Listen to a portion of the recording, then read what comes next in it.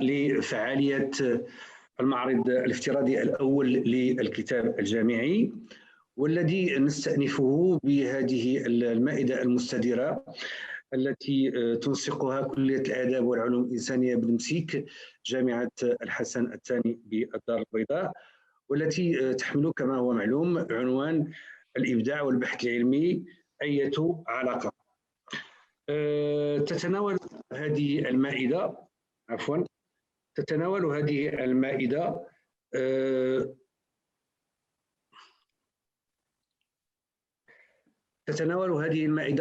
العلاقة بين الإبداع بأشكاله المختلفة والبحث العلمي الأكاديمي المتمثل في دراسة النظريات المؤسسة والنقدية مع الوقوف على الدور الإيجابي لهذا الترابط أو هذا التعالق الذي ساعد على تنمية وتطوير وتجويد الممارسة الإبداعية داخل المغرب وخارجه.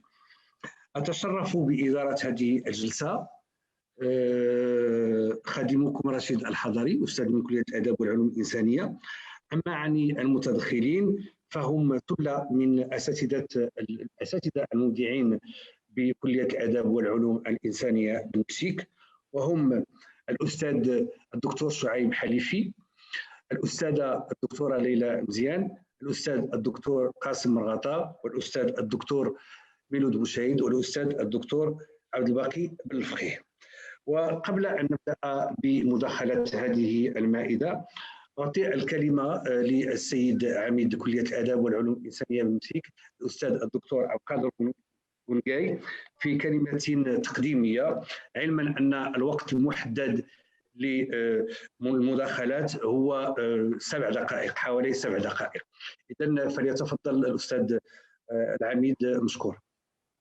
شكرا السيد الرئيس، الأخ والزميل رشيد الحضري، السيدة رئيسة الجامعة، جامعة الحسن الثاني التي تتابع معنا، السيد الرئيس عمر حيلي، الزميلات والزملاء الكرام، ضيوفنا الأعزاء، طلبة ومهتمين وإعلاميين، مرحبا بكم جميعا في هذا اللقاء المنظم في رحاب كلية الآداب والعلوم الإنسانية بنمسيك جامعة الحسن الثاني بالدار البيضاء تحت عنوان الإبداع والبحث العلمي أية علاقة. في البداية أود التنويه بهذه المبادرة لتنظيم هذا المعرض، هذا المعرض الذي نتمنى استمراره على المستويين الوطني والجهوي لخلق دينامية وفرصة للقاء والتفاعل بين الباحثين المغاربة من طنجة إلى القويرة. كما تشير إليه ورقة هذا اللقاء، تتناول هذه المائدة المستديرة العلاقة بين الإبداع بأشكاله المختلفة والبحث العلمي. هذه العلاقة التي تجسد الترابط والتفاعل بينهما داخل الجامعة، المتمثل في كل ما يدرس من نظريات وتقنيات في الإبداع والقراءة والنقد والترجمة وغيرها. للعلاقة والتفاعل بين الجانبين دور حاسم في تنمية وتطوير وتجويد الممارسة الإبداعية في كل مجالاتها، في الأدب كما في المسرح، كما في الفنون البصرية، كما في فنون الرقح، فكما في السينما وغيرها. واختيارنا تنظيم هذه المائدة بالذات نابع من كون مشروع كليتنا مؤسس على هذه العلاقة والعمل على تجسيدها عمليا في الواقع. كما تعلمون اعتمد الإبداع لعقود طويلة على الموهبة والاستعداد النفسي، وكان وصف ونقد وتحليل العمل الإبداعي حكرا على الدارسين والأكاديميين والصحفيين، وكان التفاعل باهتا بينهما، حيث لم يظهر أثره في الإبداعات إلا بشكل متأخر وبشكل غير مباشر. فلاحقا فتحت المعاهد والجامعات والمؤسسات الخاصة لتدريس مختلف أشكال الإبداع، الفنون بأشكالها، فظهر جيل جديد من المبدعين جمعوا بين الموهبة والتكوين الأكاديمي، الشيء الذي ساعدهم على تطوير مواهبهم وتجويد إنتاجهم وتحديد توجهاتهم الفنية. بكليتنا كلية الآداب والعلوم الإنسانية بنمسيك نجد تجسيدا لهذا الترابط والتفاعل بين الإبداع والبحث العلمي، وذلك فيما يقترح من تكوينات ومن أنشطة، ندوات وحلقات لقاءات، وفي مبادرات للتعاون الوطني والدولي، وفي النشر والانفتاح على العالم وعلى كل المستجدات التي يعرفها العالم في مختلف القطاعات الحيوية، بما فيها التواصل والآداب والتدبير الثقافي، تكنولوجيا الإعلام، الهندسة الثقافية والوساطة والحكامة الثقافية. إن كل هذه المبادرات وغيرها تندرج في إطار مشروع ثقافي تتبناه كليتنا، أستسمحكم في تقديم بعض معالمه. ففي مجال الإبداع الأدبي نجد التكوين والتأطير والنشر والترجمة وإنجاز أطروحات دكتوراه في مجالات الإبداع كلها. طبعا سيقدم الأستاذ شعيب حليفي والأستاذ قاسم مرغطة بعد نماذجها. في مجال التدبير الثقافي نجد فتح الماستر المتخصص في الهندسة الثقافية والماستر الدولي المتخصص في التدبير والحكامة الثقافية الذي أسسناه بشراكة مع اليونسكو ومؤسسة المورد الثقافي. وطبعا هذا المجال التدبير الثقافي يتم إضافة فيه إنجاز بحوث ودراسات وأطاريح أكاديمية حول الإبداع بكل أشكاله وصفا ونقدا وتدبيرا. في مجال فنون المتاحف لا ميزيولوجي، فبموازاة ما تأسيس المتحف الجامعي لبنمسك تنجز عدة لقاءات ودراسات وبحوث أكاديمية وأطاريح وحوليات ومنشورات وطنية ودولية بأوروبا وبالولايات المتحدة الأمريكية. في مجال التعاون الدولي والوطني لا كوبيراسيون انترناسيونال اي ناسيونال، فتنزيل لبنود عدة اتفاقيات تنظم عدة أنشطة، لقاءات، ماستر كلاس، ندوات، تبادل زيارات الأساتذة والطلبة الباحثين، مديلة بمنشورات محكمة. في هذا الإطار أعطي مثالا عنها، وهو اتفاقية التعاون بين كليتنا وجامعة السوربون التي دامت لأكثر من 10 سنوات، وكانت مخرجاتها تنظيم 6 لقاءات دولية نظمت بالتناوب في الدار البيضاء وباريس، وكانت حاصلتها 5 كتب حول مهن الفنون والتدبير الثقافي والمثاقفة والإبداع وتقنيات التواصل الحديثة، وكلها منشورة بمجلة الكلية بصمات وفي منشور لاغماتون بباريس. وأظن أن الأستاذ عبد الباقي بن الفقيه سيقدم بعض جوانب هذا المشروع. في المجال الثقافي، فكما هو معلوم تنظم كليتنا كلية الأدب والعلوم الإنسانية بنمسك مهرجانيين دوليين في المسرح وفي فن الفيديو، ورغم كونهما يرتبطان أساسا بالإبداع الفني المسرح وفن الفيديو، إلا أن البحث العلمي يمثل قطبا أساسيا فيهما من خلال تنظيم ندوة دولية في كل دورة يشارك فيها باحثون وأكاديميون من كل البلدان، تنشر أعمالها في كتب متواجدة الآن وموجودة في السوق أو داخل الكلية.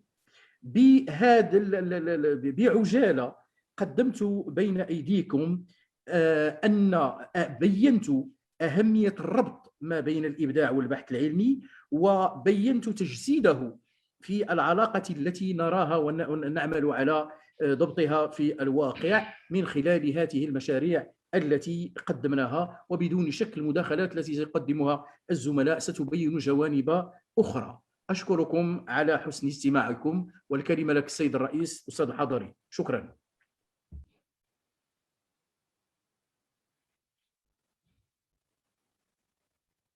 إذن شكرا للسيد العميد دكتور عبد القادر بنقاي على هذه الكلمة المقتضبة.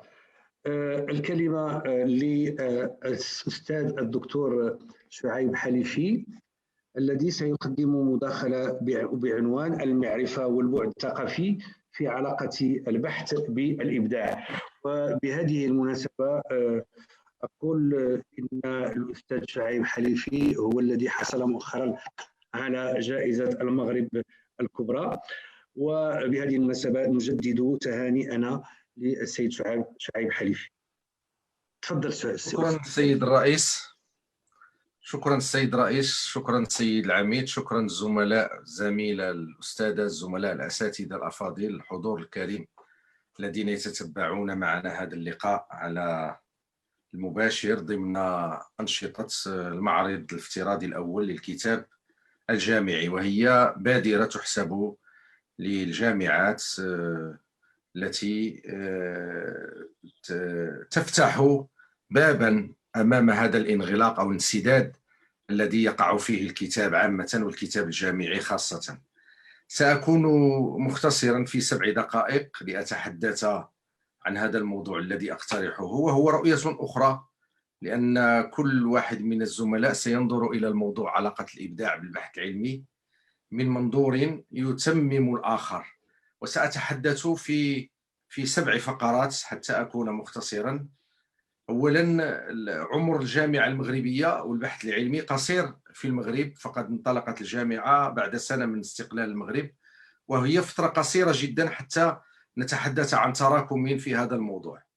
ومن حسن الحظ أن الجيل المؤسس في الجامعة المغربية في جميع الميادين، في العلوم الإنسانية وغير العلوم الإنسانية، كان قد وجد توليفة بين الدرس البيداغوجي والبحث العلمي في الربط بين التاريخ الثقافي المغربي والعربي والإنساني عامة والآليات الحديثة. وأذكر هنا كيف أنه في نهاية ستينيات القرن الماضي كيف كان الفضل لعدد من أساتذتنا ومن رواد الأدب في مجال العلوم الإنسانية، في مجال التاريخ، في مجال الجغرافيا، في مجال الأدب شعرا ورواية ونقدا وقصة، كان لهم دور كبير في إدخال المناهج الحديثة التي مهدت الطريق للأجيال التي أتت فيما بعد ذلك. لا يمكن للمجتمعات أن تؤسس لهويتها دون معرفة مؤسسة ومؤسسة، وإلا ستتحول تابعة ومستهلكة ومستلبة فاقدة لهويتها، كما هو الحال بالنسبة لعدد من الدول في العالم التي أصبحت تابعة للدول الكبرى لا هوية لها في أي مجال من المجالات، فبالأحرى في مجال الأساسي الذي هو مجال الثقافي ومجال العلوم الإنسانية. الرصيد الحقيقي للأمم هو المعارف التي تراكمها وتطورها وتستفيد منها في مجال التنمية والتقدم.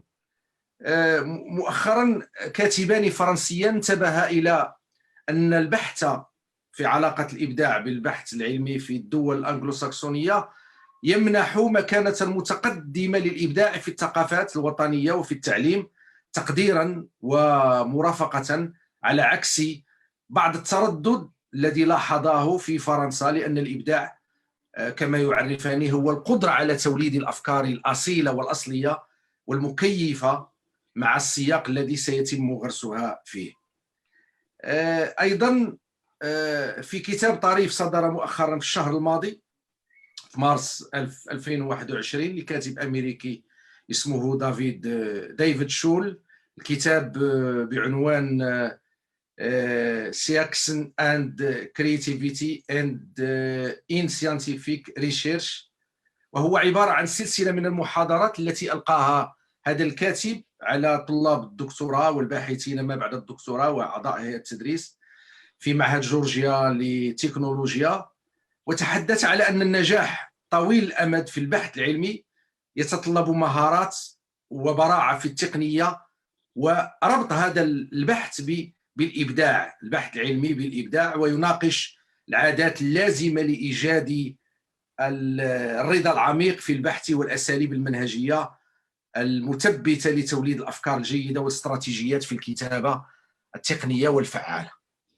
رهان البحث العلمي بالجامعة المغربية الذي يخوض فيه الباحثون والباحثات منذ ستينيات القرن الماضي ويتواصل اليوم بأشكال مختلفة كما نعرف في المختبرات وغيرها بشكل جماعي وبشكل فردي، هو بناء معرفة في العلوم الإنسانية المرتبطة بالمجتمع وبالإنسان في سيرورة تكون قادرة على خلق مساحات حرة للتفكير وصون الإرث الثقافي بكل مقوماته الدينامية والمتنورة والفاعلة، ومنح الروح المغربية بعدها الإنساني في خصوصياتها القوية التي تمكننا من آليات ومنحها كل الحوافز لمقاومة كل الأعطاب وكافة الأعطاب أو المثبطات أو الأوهام التي ترافق حياتنا اليومية وحياتنا العملية.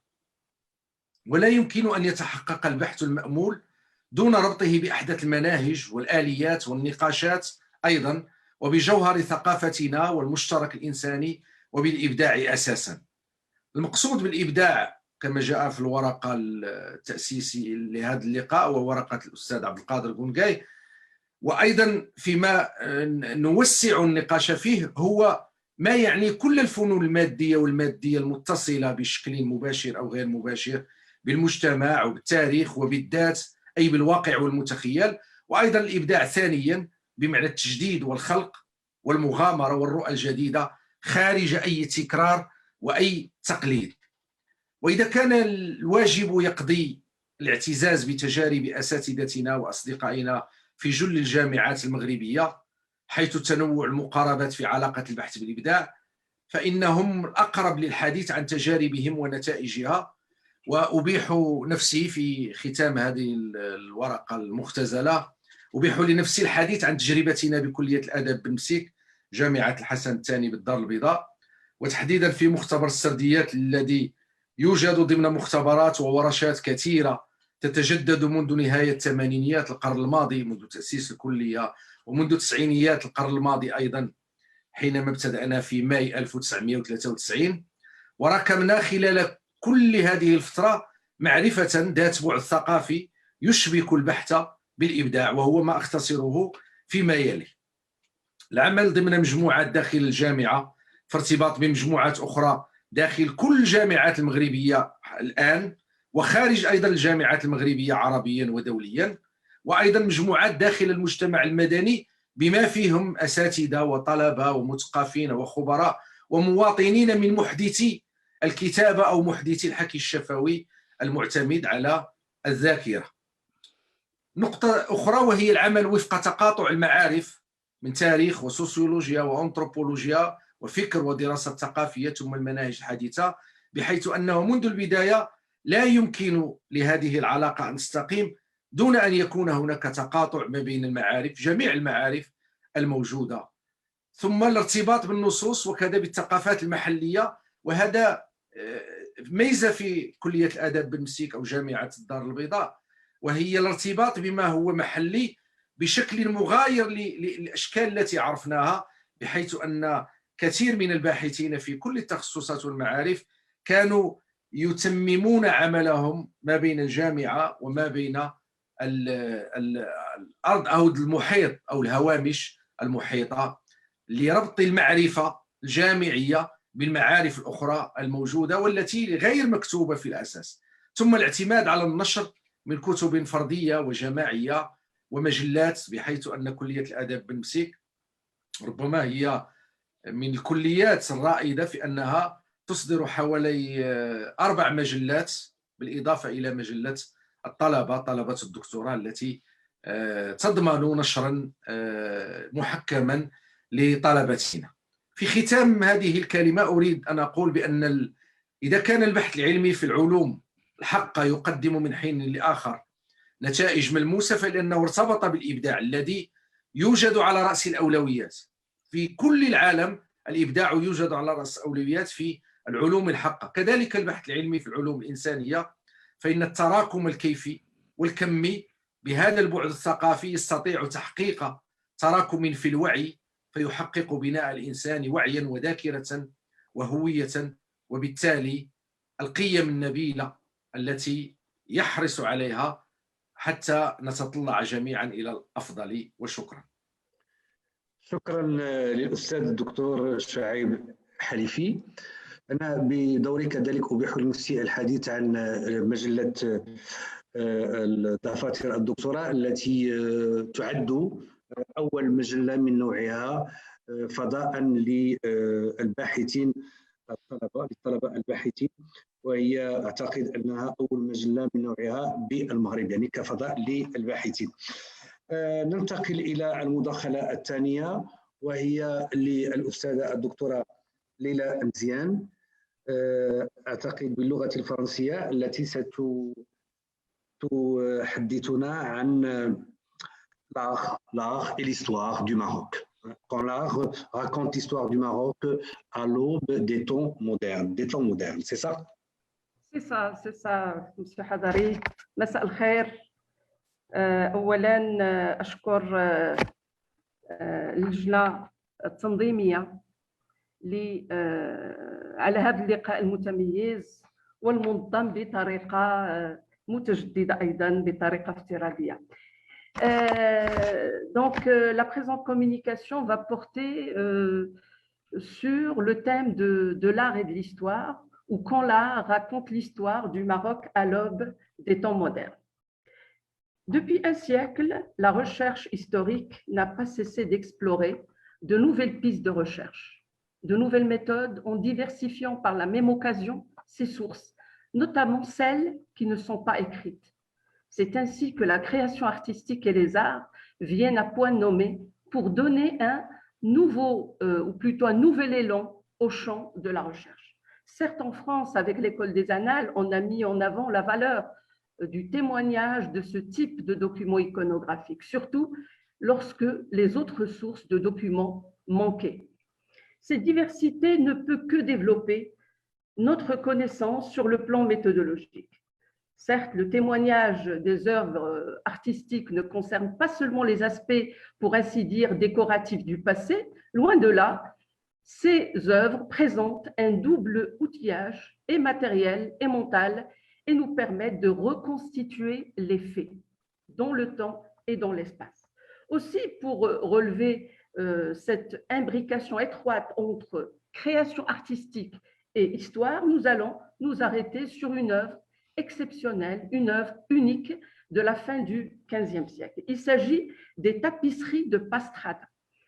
Hélas, peu connues du monde de la recherche et encore moins chez nos étudiants en histoire. Certes, cela fait des années que nos étudiants du département d'histoire au sein de notre faculté BNSIC se sont habitués à cette œuvre magistrale du début des temps modernes qui vient d'ailleurs compléter les sources textuelles qui racontent l'histoire des conquêtes et des reconquêtes portugaises des ports du Maroc, en l'occurrence ceux du Détroit, et dans ce cas précis, à Ceyla et Tanger. Néanmoins, force est de constater qu'elle est fait l'objet de très peu de travaux, en la comparant bien sûr à une autre œuvre similaire mais antérieure, la tapisserie de Bayeux en Basse-Normandie, qui a, elle, fait l'objet de plus de 1000 publications. De quoi s'agit-il exactement? Pour y voir clair, je vous invite d'abord à une visite virtuelle de l'œuvre en question qui se trouve au musée paroissial de Nuestra Señora de la Asunción, à une centaine de kilomètres à l'est de Madrid. Donc là, j'ai une petite vidéo d'1 minute que je vais essayer de vous faire voir, de partager avec vous rapidement. Elle est magnifique. Alors, qu'est-ce qu'il me demande? L'animateur a désactivé, donc j'aurai besoin du partage. Je ne sais pas si Madame Touria est là, parce que comme je il s'agit là, une seconde.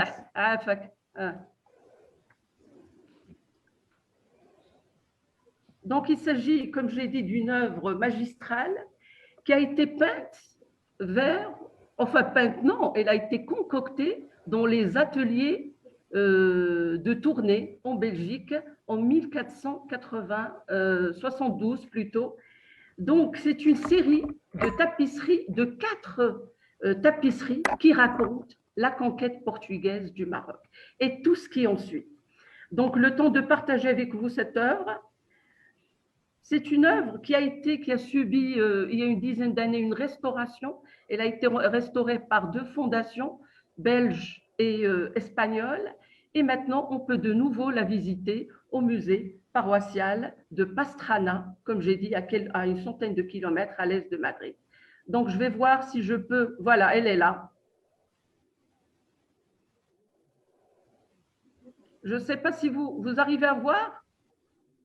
Oui, c'est bon. Très bien.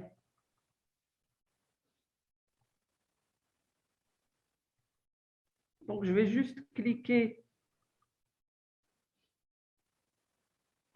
Donc, voici l'ensemble des tapisseries. Normalement, elles sont 4, mais ici, il y en a 2 autres qui sont dédiées à un autre port, celui de Rsarsaer, pris par les Portugais en 1458. Donc, voilà la vidéo, la belle vidéo que je partage avec vous. J'espère qu'elle va marcher. Oui, parfait.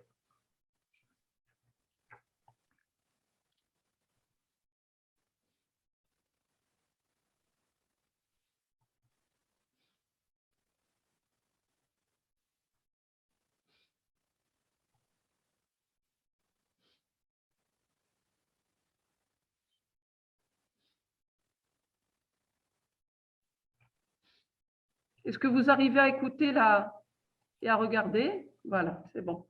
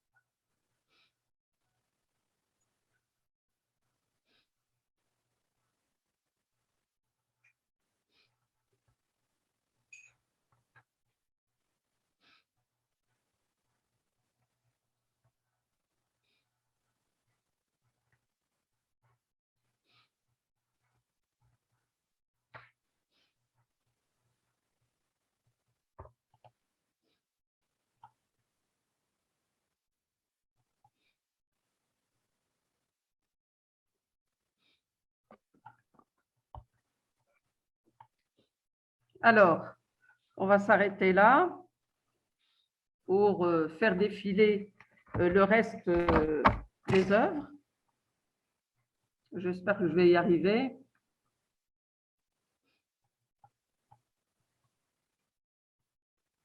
Alors, partage connexion.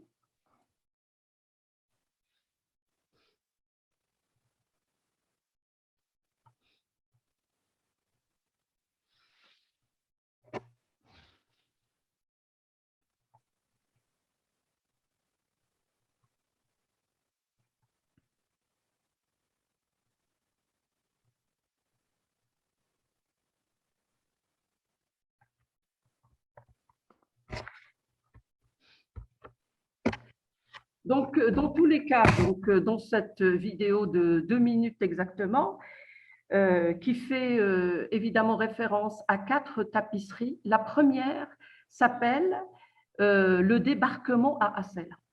La seconde, le siège d'Asséla. La troisième, la prise d'Asséla.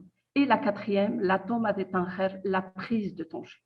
Alors, pour revenir au contexte, on le sait très bien, le Maroc vivait des temps difficiles à la fin du XVe siècle, ce qui facilita l'intervention des Portugais, profitant évidemment des querelles dynastiques, pour prendre d'abord pied dans les ports du détroit, à commencer par Sibsa, le 21 août 1415, suivi par Sarsrer le 8 octobre 1458, et d'Asséla le 24 août 1471 et de Tanger 4 jours plus tard. Il faut dire que les 3 premières tentatives du roi, le roi du Portugal, Alphonse V, contre Tanger furent un cuisant échec, à telle enseigne que Tanger fut baptisé le cimetière des nobles portugais. C'est ce qui explique l'importance sur le plan matériel et humain des opérations de l'été 1471. Il mobilisa ainsi une flotte impressionnante de presque 500 unités ou 500 navires et une armée forte de 30 000 hommes, une ville en mouvement. C'est bien cette expédition contre Asséla et Tanger que nous avons vue tout à l'heure. Alors, pour ce qui est évidemment de la première tapisserie, le débarquement à Asséla, elle montre d'ailleurs, j'aimerais bien qu'on la revoie d'une manière attentive, mais j'arrive pas à faire fonctionner, peut-être qu'il faudrait que je ferme ici, mais pas. J'aimerais bien qu'on suive, je demande peut-être à Touria de m'aider. Oui, Lala, je t'en sais. Oui, donc pour aller au troisième slide, que faire? هاد لا فيديو محلولة من البيبي من سميتو من الباوربوينت ولا من يوتيوب؟ من باوربوينت. Non, je pense à dire من YouTube. Il faut juste revenir au PowerPoint. D'accord. Et comment? Je sais où est-ce qu'il faut pour fermer. Sinon, sur le clavier, direz Windows D.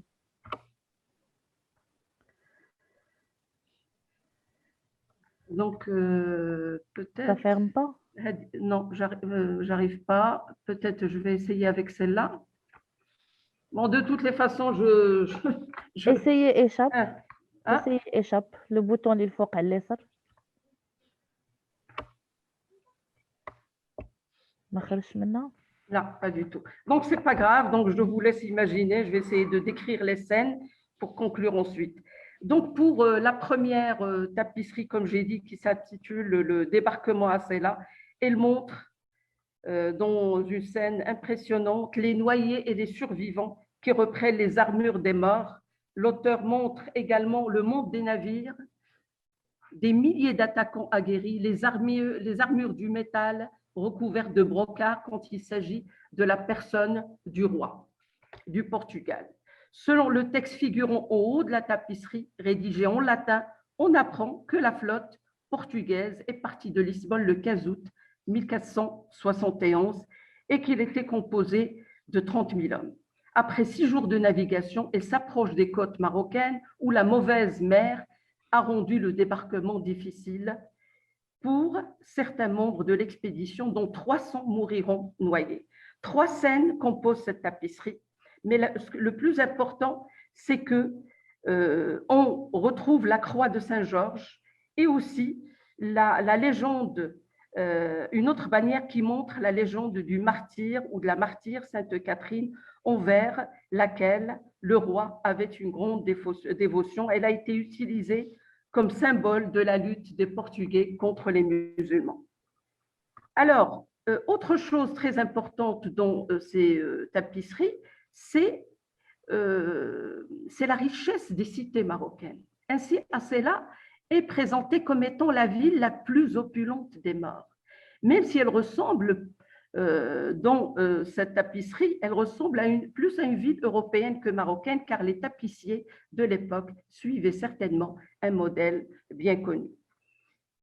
Ce qui est intéressant aussi dans ces tapisseries, c'est que le héros, c'est-à-dire le souverain portugais, est présenté comme étant le héros de la chrétienté qui aurait contribué par ses expéditions contre les musulmans et la défense de l'empire naissant et de la foi chrétienne. La seconde tapisserie est dédiée au siège. Et là, on voit des détails impressionnants, que ce soit au niveau du siège, comme j'ai dit, et un excellent document de la recherche sur les premières armes à feu et les changements opérés dans l'art de la guerre au début des temps modernes. Oui, la guerre changeait à pas géant à la fin du XVe siècle. L'usage de l'artillerie et des armes à feu coexistait néanmoins avec l'équipement chevaleresque le plus typique du Moyen-Âge, tel celui porté par le roi et son fils. La troisième tapisserie est consacrée à l'assaut final donné le 24 août 1471. Comme l'indique la légende, il y a eu un combat acharné et un grand massacre. Cette opération fit 2000 morts du côté portugais. On n'a pas de statistiques du côté marocain. Alphonse V s'empare d'un butin de près d'1 million de pièces d'or qu'il se dépêcha de donner à ses soldats et prend en otage les Marocains, enfin les chefs d'Asselal. Alors, la troisième, ou plutôt la quatrième et dernière, la prise de Tanger. Celle-là, elle est magnifique. C'est une tapisserie qui a été évidemment élaborée en même temps. Et cette opération a eu lieu le 28 août, c'est-à-dire 4 jours après la prise de Asselin, car les Portugais, elle a été prise sans coup férir, car les Portugais avaient conclu un accord avec le seigneur des lieux à Asselin, et donc ce qui explique que les habitants de la ville aient quitté la ville, et puisqu'ils ont pris la fuite. La mer, naïvement représentée, divise la Seine en deux. D'un côté, on a l'entrée triomphale des Portugais et de l'autre, la sortie des habitants de Tanger, défaits, armes et bagages sur le chemin de l'exil, avec leur visage typés et leurs turbans, avec la ville de Tanger et sa baie au cœur de l'œuvre. Alors, ce qui nous intéresse aussi, c'est que dans la dernière tapisserie, on ne voit ni le roi ni le prince, parce que tout simplement, comme il n'y a pas eu de combat, le roi a préféré quitter les lieux. Mais sa présence, évidemment, n'était pas nécessaire, comme il n'y avait pas de combat. Mais ce n'est pas pour autant que cette opération est moins héroïque que la précédente. On voit ici le roi Alphonse V et ses ancêtres, on l'a dit, avaient tenté vainement de conquérir la ville du Détroit.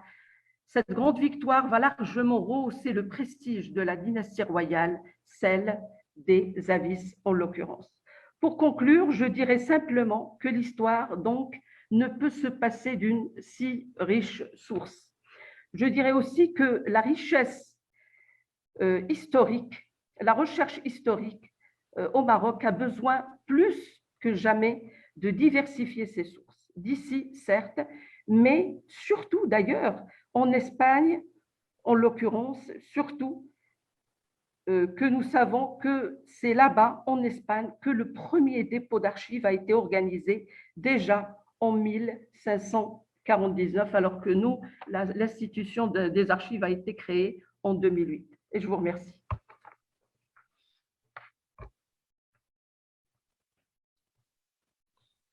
Merci, Madame Leila Nziane, qui nous a doublement gratifié, d'abord d'un texte sur l'histoire, sur une partie quand même très importante de l'histoire du Maroc, racontée à travers quelques fresques, elles-mêmes représentant une certaine créativité. Donc, la créativité est présente quand il s'agit évidemment de raconter l'histoire aussi, hein, et pas uniquement dans l'art pour lui-même, en lui-même et pour lui-même. Merci Madame مزيان. أعطي الكلمة للأستاذ قاسم مرغطة في انتظار إذا أن نجد حلا لمشكلة الصوت بالنسبة للأستاذ عبد الباقي الفقيه. الأستاذ الدكتور قاسم مرغطة سيحدثنا عن القصة كمشروع. إذا تفضل الأستاذ قاسم.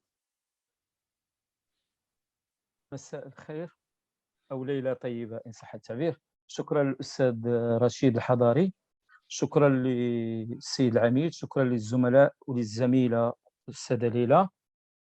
عنونت هذه الورقة القصة مشروعا.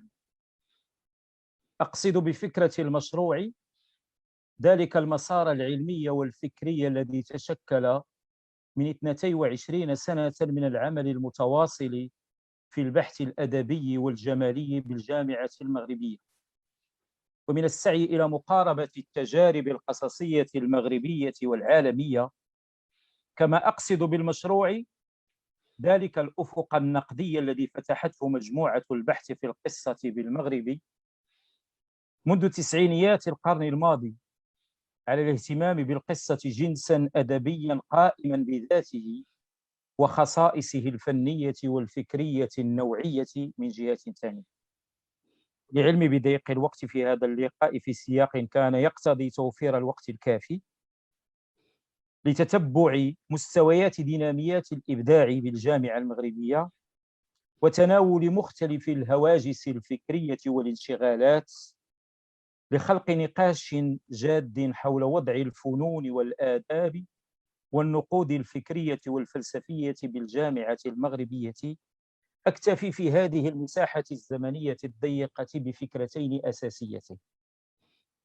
الفكرة الأولى تتعلق بالوضع العلمي لمجموعة البحث في القصة القصيرة بالمغرب.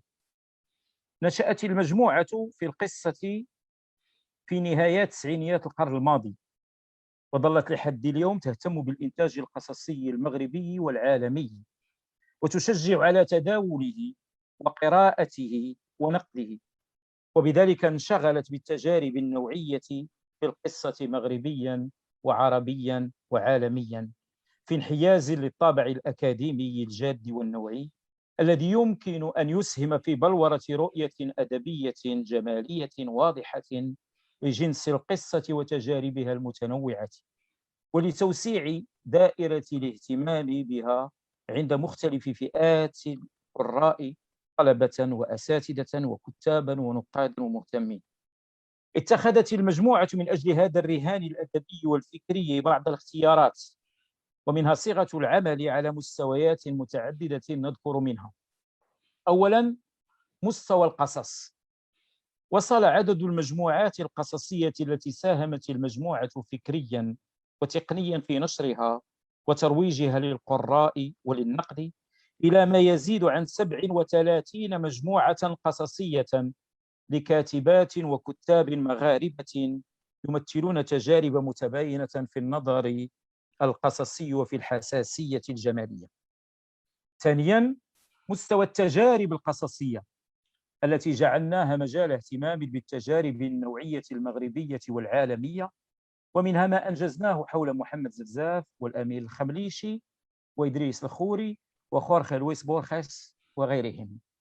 ثالثاً، مستوى الدراسات النقدية التي تقارب تقنيات الجنس القصصي وفكره وتلقياته المتعددة، وقد قاربنا فيها القصة الروسية والقصة الإيطالية والقصة المغربية وتحولاتها الجمالية والفكرية.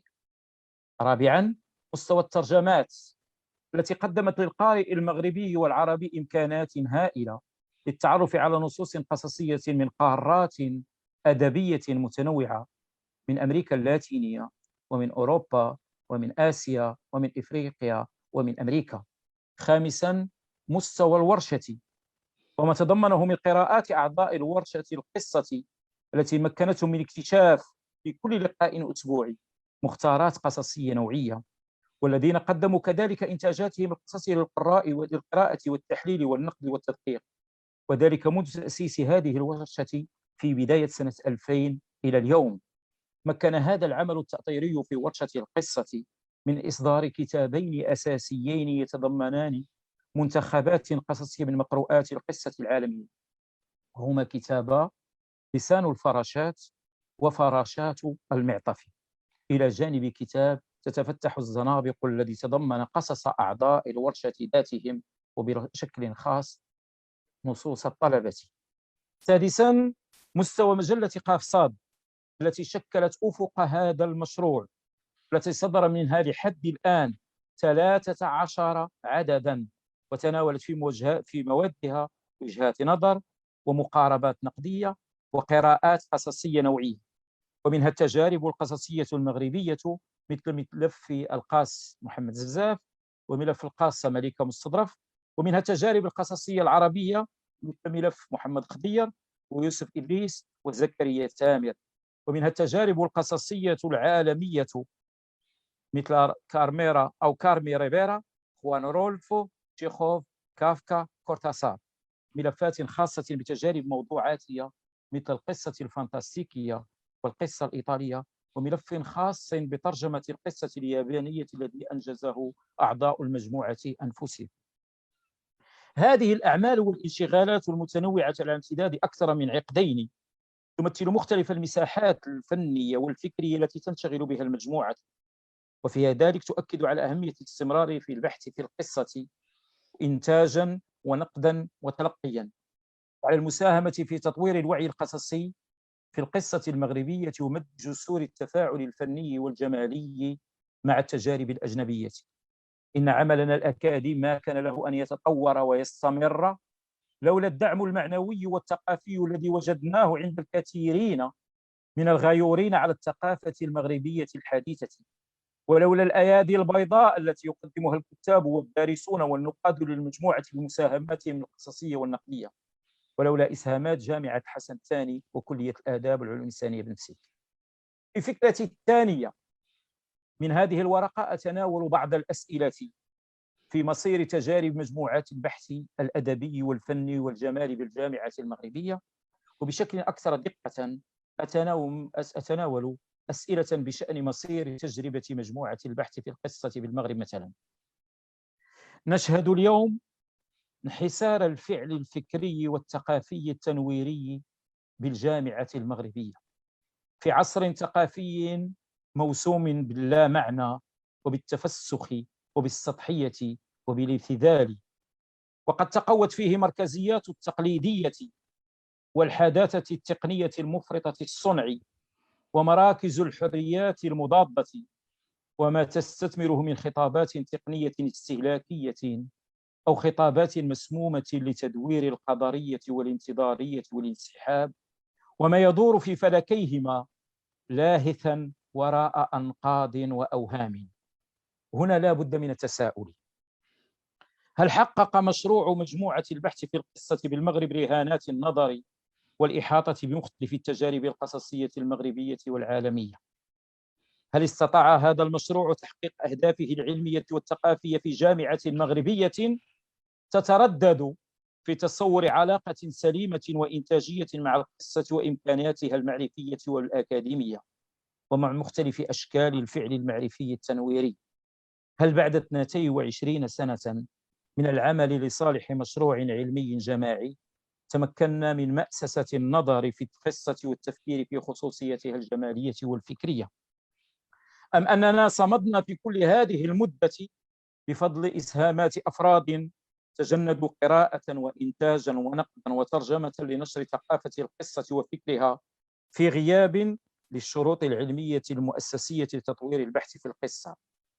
هؤلاء الأفراد أنفسهم هم اليوم في وضع قلق ورعب مما صارت تبدو عليه الآفاق العلمية والأدبية والفنية بالجامعة المغربية، التي تعرف توغلا للفكر الأحادي الإقصائي من جهة، ولمشاريع البحث تحت الطلب التي ترجح كافة تخصصات ومختبرات ذات طابع تقني صرف، وتقصي بمقابل كل أفق ممكن للتعرف على الجميل والرفيع في الآداب والفنون والخيال. أختم كلمتي التي قصصت منها الكثير والكثير قائلا: أولا، حرروا الخيال والإبداع بالجامعة المغربية، وكفى من إقصاء الفنون والآداب والخيالات الجامحة المتحررة من أي وصاية، وارفعوا أيديكم عن جامعة مغربية كانت في القريب فضاء للحرية والكرامة والإبداع الإنساني الجميل والجليل. ثانيا، لا نحتاج إلى كثير من المال والدعم، نحتاج فقط لمساحات أكثر لقراءة الكلاسيكيات الأدبية والفنية العالمية، ولتذوق أصوات الجمال الإنساني الحديث في الشعر والقصة والرواية والمسرح وفنون الموسيقى والسينما والرقص، هي لنرقص وغيرها من الفنون والإبداعات. ثالثا، لا تستهينوا بالقصة، وهي التي فتحت الأفق الأدبية والخيال الفني على أسئلة السياقات الثقافية والاجتماعية الحديثة المغربية الملتبسة والغامضة، فصاغت محاولات جادة وواعدة لاقتراح نظرات جمالية صغيرة وخفيفة وحادة لادعة قلقة على أسئلة وجودية مصيرية فردية وجماعية، ومنها أسئلتنا المغربية المعلقة إلى حين. شكرا لكم. الأستاذ الدكتور ميلود بوشيد الذي سيحدثنا عفوا عن المسرح العالمي والمسرح العربي المغربي والمسرح الجامعي. إذا تفضل أستاذ محمود بوشيد. شكرا سيد الرئيس الأستاذ الدكتور رشيد الحضاري. تحية إجلال وتقدير لكل المشاركين والمتدخلين في هذه الندوة. عنوان مداخلتي هو الإبداع المسرحي والبحث العلمي، أي علاقة، تأملات في المسرحين الغربي والعربي. المداخلة تنقسم إلى شقين: شق يتحدث عن العلاقة بين الإبداع المسرحي والبحث العلمي في تمظهراتها الأولى، أي قبل زمن العولمة وعولمة الاتصال والتواصل وهيمنة الصورة وثقافتها. والشق الثاني يحاول رصد هذه العلاقة في ظل التحولات والتغيرات التي وسمت العلاقة بين الإبداع المسرحي والبحث العلمي بموجب عولمة الفن وثقافة العولمة. ونظرا لضيق الوقت المخصص للمداخلات سأكتفي بالشق الأول من المداخلة. لقد كان الإبداع المسرحي على الامتداد التاريخي للظاهرة المسرحية منذ الإغريق إلى وقتنا الراهن محور اهتمامات قرائية متعددة ومتنوعة. فإذا كانت خاصية التمسرح توجد في كل مكان، فإن ذلك هو ما جعل من الإبداع المسرحي ضالة كل من الفيلسوف وعالم النفس وعالم الاجتماع واللسان والبلاغ والأنثروبولوجي. ولعل ذلك يرجع إلى الطبيعة المفارقة للإبداع المسرحي الذي تتداخل فيه مجموعة من المستويات والأبعاد، وتتلاقح داخله العديد من الفنون والمعارف. أما البحث العلمي في الإبداع المسرحي فقد تمثل في مجموعة من الدراسات النقدية والأبحاث النظرية والتنظيرية، سواء في المسرح الغربي مع أرسطو وبراش وستانيسلافسكي وغروتوفسكي وآرتو وبيتر بروك على سبيل المثال، أو في المسرح العربي مع توفيق الحكيم ويوسف إدريس وسعد الله والنوس وعبد الكريم برشيد ومسكين الصغير ومحمد مسكين وغيرهم، الذين تعاملوا مع الإبداع المسرحي باعتباره فعلا فنيا خلاقا يتأسس على مجموعة من المفاهيم الفنية والجمالية والفكرية التي تحيل على أنسقة لغوية وثقافية ونفسية واجتماعية متعددة ومتباينة. وإذا كان الإبداع بمختلف أنواعه وأشكاله يعد قوام الحياة الإنسانية وجوهرها الحقيقي باعتباره فعالية إنسانية متجددة وسمة دالة على رقي المجتمعات وتطور الحضارات، فإن الإبداع المسرحي قد عبر من خلال العديد من تجاربه الرائدة غربية كانت أو عربية عن قدرته على التغيير والتجديد ومواجهة المشكلات التي تزداد حدتها بشكل دائم ومستمر، وعلى إيجاد حلول لها من خلال الكشف الفني والفكري عن رؤى وتصورات وقيم ودلالات غير مسبوقة.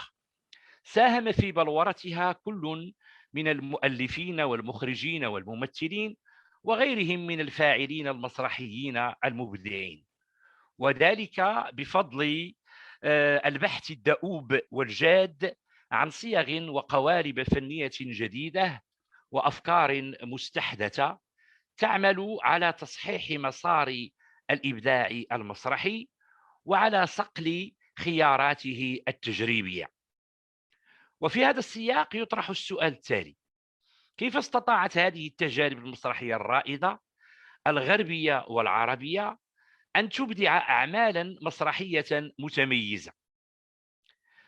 إن مظاهر الخلق والإبداع التي وسمت المسرح الغربي وحققت التمييز والفرادة لمجموعة من التجارب مثل المسرح الملحمي والمسرح الفقير ومسرح القسوة ومسرح العبث واللامعقول، ترجع بالأساس إلى البحث العلمي الذي واكب هذه التجارب وتجسد في تلك الدراسات النقدية الجادة التي كانت محكومة بوعي نظري للممارسة المسرحية ولشروطها الفنية والفكرية بشكل يحرص على تطوير الإبداع المسرحي وعلى تجديد بنياته ودلالاته من خلال التمرد على الحدود الفاصلة بين الفن المسرحي وغيره من الفنون والعلوم والمعارف الإنسانية، مما حفز المؤلفين والمخرجين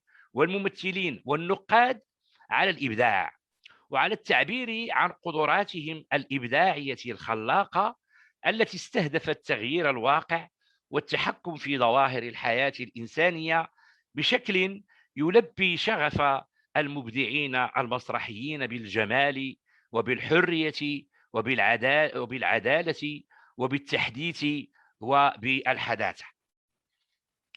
وإذا كان الأمر كذلك بالنسبة للمسرح الغربي، فكيف نفسر حضور الملامح الإبداعية في مجموعة من التجارب المسرحية العربية مثل مسرح الفوانيس ومسرح الحكواتي ومسرح السرادق والمسرح الاحتفالي ومسرح النفي والشهادة والمسرح الثالث وغيرها من التجارب المسرحية العربية والمغربية؟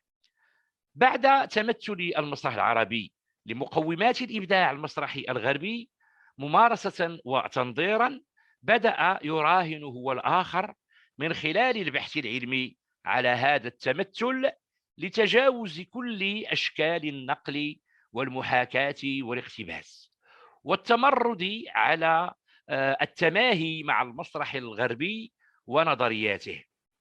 وبذلك تمكن المسرح العربي من إبداع صيغ مسرحية وقوالب فرجوية تستمد فاعليتها من التأصيل وتوظيف التراث العربي والإنساني، ومن الانطلاق من أسئلة وجودية تحاول إكساب الإبداع المسرحي العربي خصوصيته الثقافية التي تميزه عن غيره وتمكنه من أخذ موقعه باعتباره إبداعا مسرحيا عربيا أصيلا بأبعاد إنسانية تطمح هي الأخرى من خلال التجريب المسرحي إلى المساهمة في التغيير والتجديد والحداثة. لكن هل ستظل هذه العلاقة بين الإبداع المسرحي والبحث العلمي في ظل العولمة وعولمة الاتصال والتواصل وهيمنة ثقافة الصورة محافظة على هذه الخصائص والمقومات، أم ستتأثر هذه العلاقة سلبا بما يشهده العالم من انفجار معلوماتي تولدت عنه تغيرات وتحولات في المجالات الإبداعية والفنية بصفة عامة وفي مجال الإبداع المسرحي بصفة خاصة؟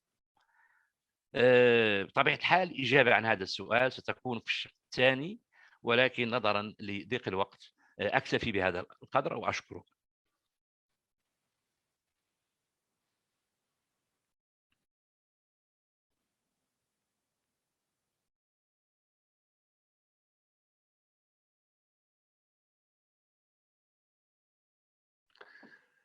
شكرا إذا للأستاذ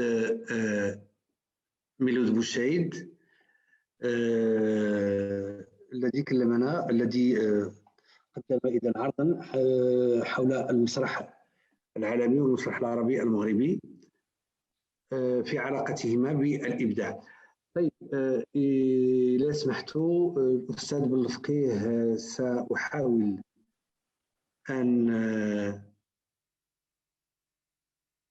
أن أتصل به هاتفيا وسأقدم مداخلته عن طريق الهاتف. أعطوني دقيقة إلى جات على خاطركم.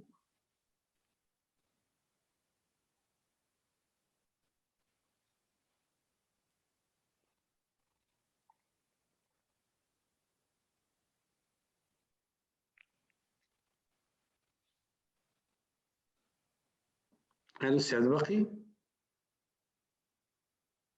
طيب يمكن لك تتكلم؟ جو فوا. الو تكلم؟ الو وي اذا قدم. اذا كندوي دابا. فازي. سالي هذاك السيد. صافي سي بون. لك الكلمه الاستاذ بالفقيه.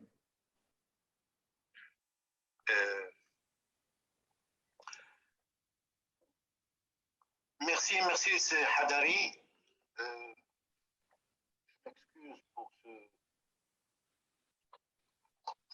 retard dû à la technologie qui est censée nous faciliter les choses, mais la plupart du temps, il fonctionne comme ça, c'est bien dommage.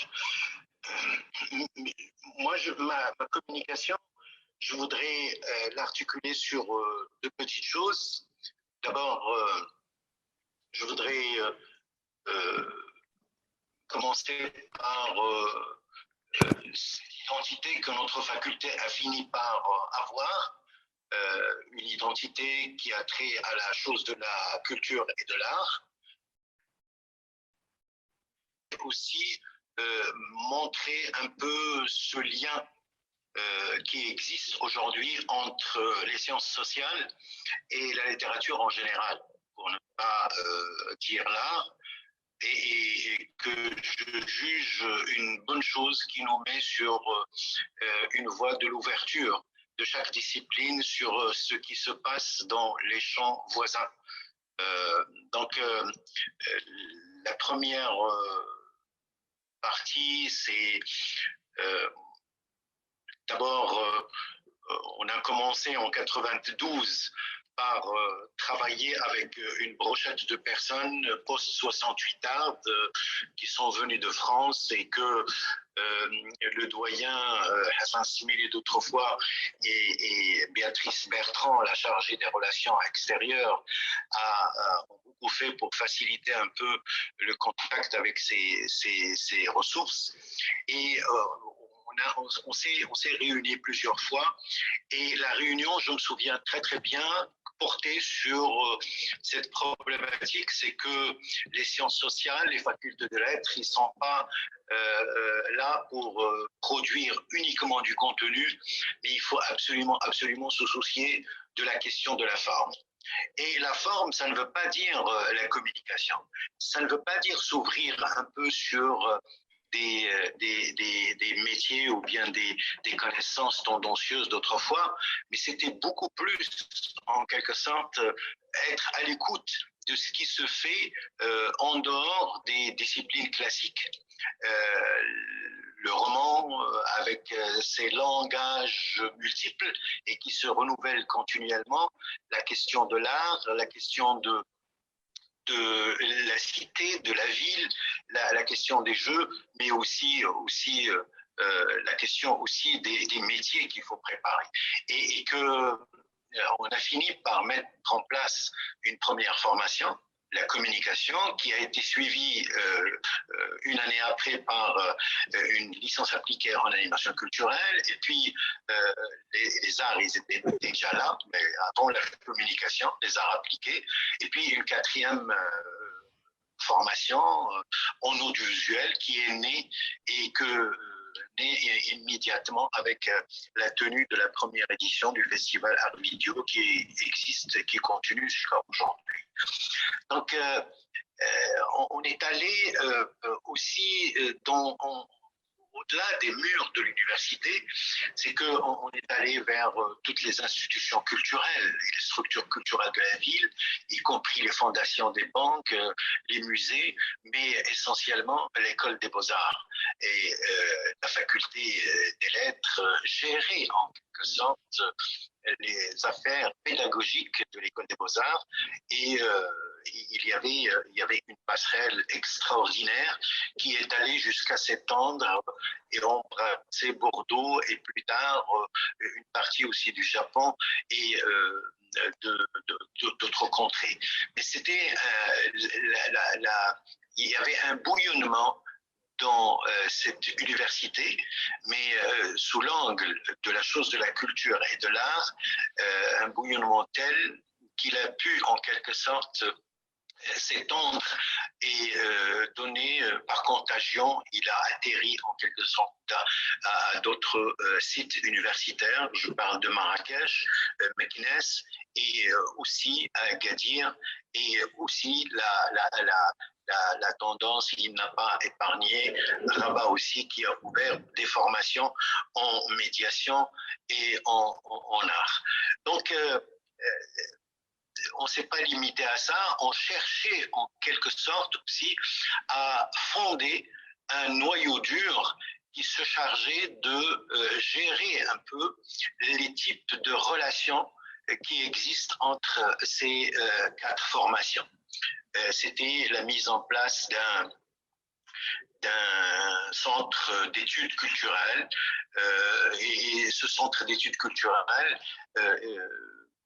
tendait la main en quelque sorte à beaucoup de mécènes qui ont voulu nous aider, et on pensait en quelque sorte à lui donner, à lui assurer une autonomie juridique pour qu'il s'installe en tant qu'institution autonome par rapport à la faculté de tutelle.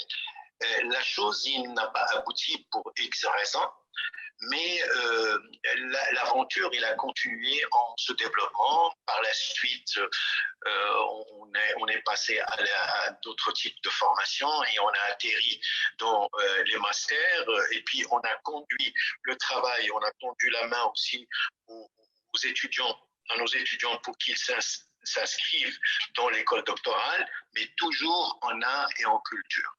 Et d'abord, on a doté la ville et d'autres villes aussi, autres que Casablanca, de compétences formées en la matière de médiation culturelle et artistique.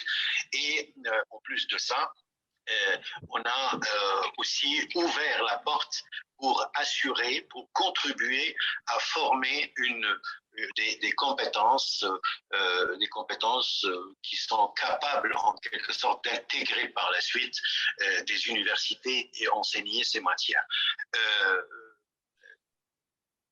Il n'y a pas longtemps, il y a 5 ans de cela, on a aussi établi un partenariat avec Paris 3, mais toujours autour de la question de l'art et de la culture. Et on a conduit des masterclass ici et à Paris 3, à l'université Paris 3, et ces rencontres, à chaque fois, ils ont donné lieu à une publication, et ces publications, ils sont édités, disponibles et édités chez l'Harmattan à Paris. Ça, c'est le premier point. Ça veut dire que les sciences sociales, ils étaient là, ils sont connus pour produire et forger des outils qui permettaient de comprendre le passé, le présent des sociétés et leur mode de fonctionnement, leur mutation, mais ils n'ont pas bénéficié, ces sciences sociales, de beaucoup de reconnaissance. Je disais tout à l'heure que il manquait un peu cette perspective qui donne sur la forme, et cette expérience-là, il me fait penser à ce qui est arrivé au lendemain de la guerre mondiale en France. Et j'appartiens à une discipline qui est la discipline de l'anthropologie. Parler que c'est sous cet angle, mais c'est une discipline qui trouve sa place dans les sciences sociales, sciences humaines. Tout le monde sait, ou bien ceux qui s'y intéressent, ils savent que dans ce monde au lendemain de la Deuxième Guerre mondiale, il y avait un milieu, une ambiance intellectuelle et culturelle effervescente en France et surtout à Paris, et qui a emmené les gens en quelque sorte à se pencher sur tout ce qui se trouvait en marge de ces disciplines, de ces traditions universitaires un peu normatives. Les langues du roman, du cinéma, de la littérature, du spectacle vivant, des arts graphiques, de l'audiovisuel. Il y avait une effervescence, et cette effervescence, il a donné lieu en quelque sorte à des personnes, il a permis à des personnes de s'identifier en tant que ethnographes, ethnologues, anthropologues, qui se penchaient et qui ne pouvaient en aucun cas éviter la rencontre et la rencontre de la littérature. Et voilà, cette littérature en quelque sorte anthropologique, ça va se montrer comme un effet de l'écriture dans les sciences sociales, les sciences humaines, mais en même temps, cette ouverture sur la littérature, il a derrière elle, il cachait en quelque sorte tout un débat. C'est que traditionnellement, un anthropologue, quand il débarque sur le terrain, il a une baguette, il a un intermédiaire, quelqu'un qui l'accompagne, et puis une batterie de questions, il pose les questions, il collecte les réponses, et il va fabriquer un monde à partir un peu de sa formalisation. Et ça ne suffisait pas un peu ces personnes qui s'approchaient de la littérature. Et il posait un peu cette question de l'objectivité et de la subjectivité. Voilà ce qui se faufile, voilà ce qui se cache derrière un peu ce rapprochement qui allait se faire et se produire entre les sciences sociales et la littérature, et qui était en aucun cas évitable. Donc ça, cet aspect-là, moi je peux recenser, on peut parler de Roger Caillois dans ses approches de l'imaginaire, on peut parler de Georges Bataille qui s'est inspiré de Marcel Mauss et qui est allé dans une direction aussi qui est très très prometteuse, qui alliait le théâtre, la musique, la littérature, l'expérience vécue, le quotidien et tout ça. Et voyez que toutes ces expériences, ils renseignaient sur quelque chose d'inédit. Et on peut parler d'autres personnes. On peut parler par exemple de Victor Ségalen, qui est allé et qui s'est posé la question carrément du sujet d'objet de l'extériorité en Chine. On peut parler de quelqu'un qui n'est pas loin de nous, les années 50, Claude Lévi-Strauss, dans Tristropique. Quand on lit Tristropique, c'est un texte littéraire, mais c'est un texte littéraire non pas pour produire de la littérature, mais c'est parce que la littérature, il permet de dire autre chose et autrement que ce que permet un peu le normatif universitaire classique. Donc, cette chose sur laquelle je reviens, l'ouverture des sciences sociales et de la littérature, on la voit chez nous, on l'a vu chez Habib el-Khatebi, c'est un anthropologue qui a quitté un peu, mais il a suspendu en quelque sorte la sociologie et l'anthropologie pour aller produire, mais en termes littéraires carrément, et romanesques, tous ces constats et toutes ces interrogations sur le moi et sur l'autre, sur la différence, sur l'altérité, donc sur la culture populaire, sur le corps, sur le geste, en quelque sorte autour du sensible. Et ça c'est une station dans laquelle il faut s'arrêter vraiment et revenir aux œuvres et à cette expérience de Habib el-Khatebi pour mesurer un peu la teneur et l'intensité et la densité de son discours, de sa réflexion quant à ce rapprochement effectué entre la sociologie, l'anthropologie et la littérature. Mais il n'y a pas que ça.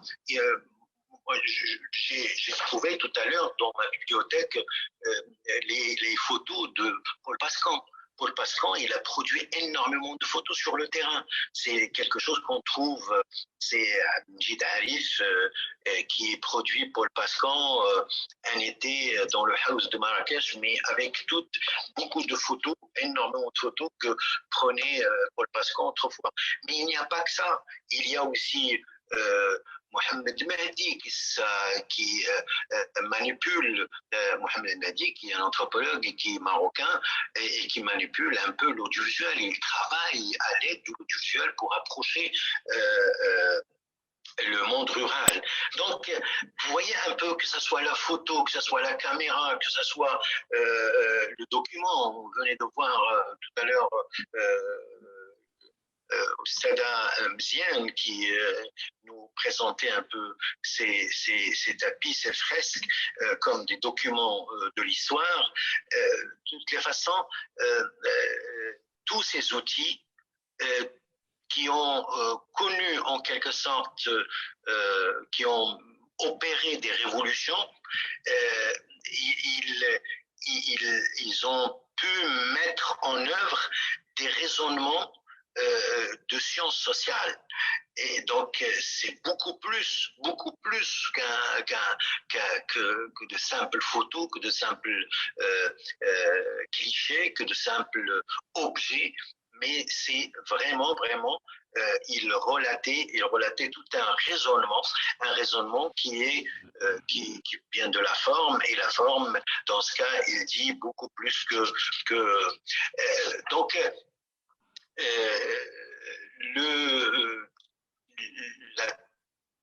ce que je veux mentionner au travers de tout cela, c'est que ce décloisonnement, et on le voit à Benmsik, la littérature, la narration, la sémiologie des laboratoires, ils s'approchent de la philosophie, il s'approche des sociologues, il travaille, il y a une ouverture, et cette ouverture, elle produit aussi des textes, et des textes romanesques.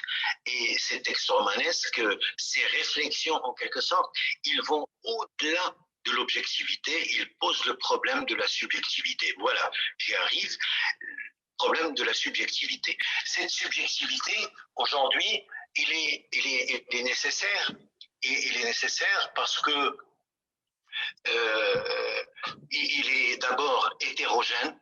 La subjectivité, elle est hétérogène. Chacun de nous, il vit des expériences inédites qui ne sont pas les mêmes, et qui ne sont pas la même chose. Et puis, il y a une multiplicité aussi, et on comprend pourquoi la subjectivité est considérée comme une véritable calamité par tous ceux qui cherchent à réduire la multiplicité à l'unité et la conformité à la conformité dans une position équivoque, univoque, dans laquelle il n'y a plus rien à interpréter.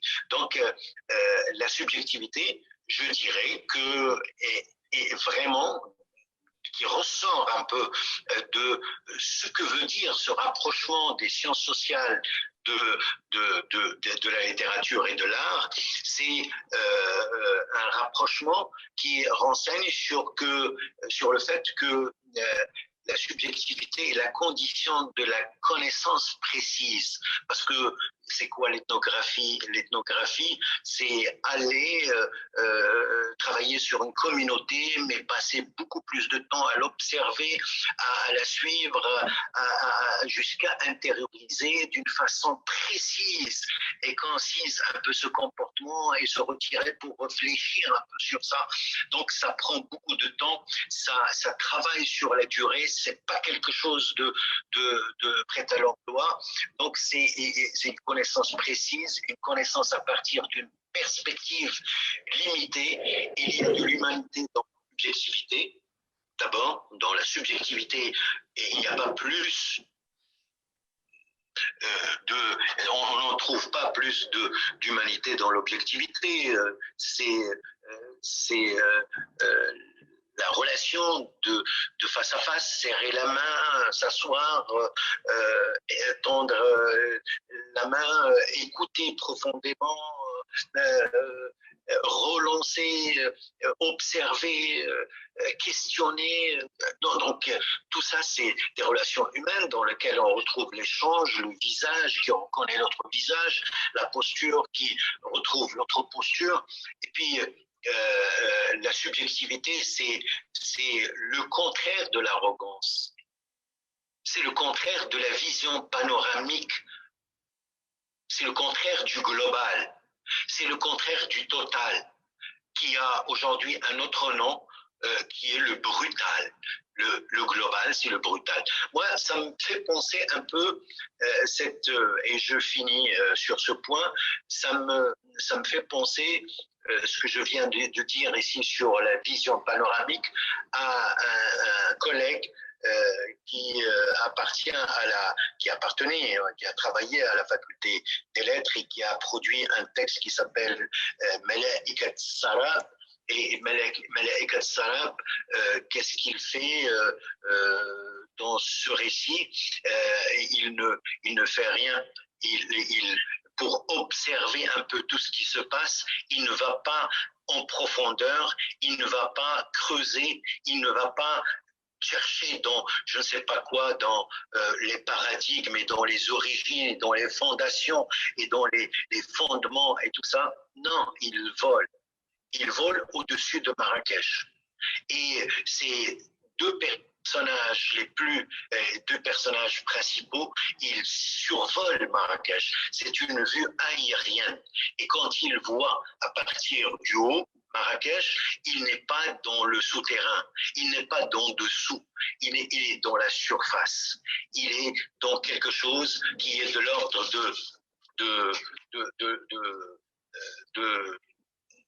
il effleure en quelque sorte. Il ne va pas. Et effleurer, c'est procéder horizontalement, à l'instar exactement de notre architecture rurale. Il n'y a pas d'étages, il n'y a que des pierrades, il n'y a que des choses comme ça qui sont. Et je crois que ce qui se fait aujourd'hui dans notre université, il est de l'ordre un peu de cette horizontalité, de cette architecture en quelque sorte rurale, et il ne fait que effleurer la surface, et il sait qu'il n'a rien à glaner un peu de la profondeur, et que le tout, il se joue autour de rassembler et de recoller et d'associer. Et c'est pas la logique cartésienne et les concepts et les paradigmes et tout ça qui vont en quelque sorte nous en empêcher, parce que aujourd'hui, tout à l'heure j'ai parlé j'ai mentionné Abdelkbir Khatibi, et Abdelkbir Khatibi, il a écrit un texte poétique, lutteur de classe à la manière taoïste. Il est allé chercher en quelque sorte quelques façons de voir et de concevoir en quelque sorte l'être et les temps. Ça veut dire l'existence et les personnes qui existent de l'Orient, de la Chine et du Japon. Et je crois qu'il n'y a pas qu'une seule logique qui décompose et qui agence en termes de concepts et qui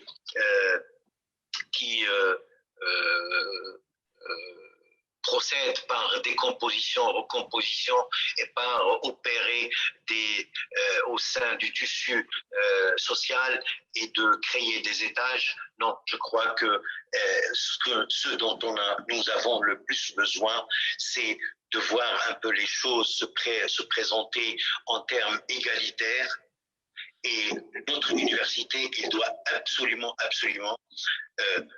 prêter attention à ça, en termes égalitaires, les sciences exactes, les sciences humaines, les je ne sais pas quoi. Et la deuxième chose, c'est que ce concept de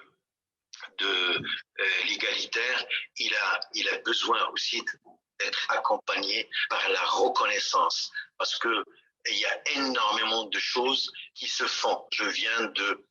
Je clôt sur cette phrase, je viens de parler en quelque sorte d'une façon heuristique et ramassée de comment on est venu petit à petit à travers un rapprochement avec la littérature à opérer en quelque sorte un intérêt à la démarche subjective qui contrecarre et qui coexiste et qui mène une lutte même, pourquoi pas, avec l'objectivité, cette objectivité qui aujourd'hui n'est qu'un leurre. Voilà, je vous remercie. Merci, Saad Baqi Ben Fqih. Je vais arrêter donc son intervention. Donc finalement, la fracture numérique n'a pas eu lieu puisque la technologie est venue donc au secours de la technologie, puisqu'on a écouté donc Monsieur Ben Fqih à travers évidemment une technologie. Ce que nous, en littérature, on peut appeler mise en abîme ou intertextualité. Le texte dans le texte. التناص d'accord voilà très bien. إذا نأتي إلى نهاية هذه الجلسة. أود أن أشكر جميع المتدخلين، الأستاذة ليلى مزيان، الأستاذ شعيب حليفي، الأستاذ قاسم الغطان، الأستاذ مولود بوشايد، الأستاذ عبد الباقي بن الفقيه. أشكر كذلك السيد عميد كلية الآداب والعلوم الإنسانية بالموسيقى الأستاذ عبد القادر بونجاي على عرضه التأطيري. أشكر كذلك جميع المنظمين. شكري موصول كذلك للسيد الرئيس عمر حلي وللأستاذة توريا بن الفقيه التي رافقتنا في هذه الجلسة. شكري كذلك لكل من تتبعنا بواسطة الفيسبوك وربما un outil social. شكرا لكم جميعا وإلى لقاء قادم. تحياتي للجميع مع مودتي.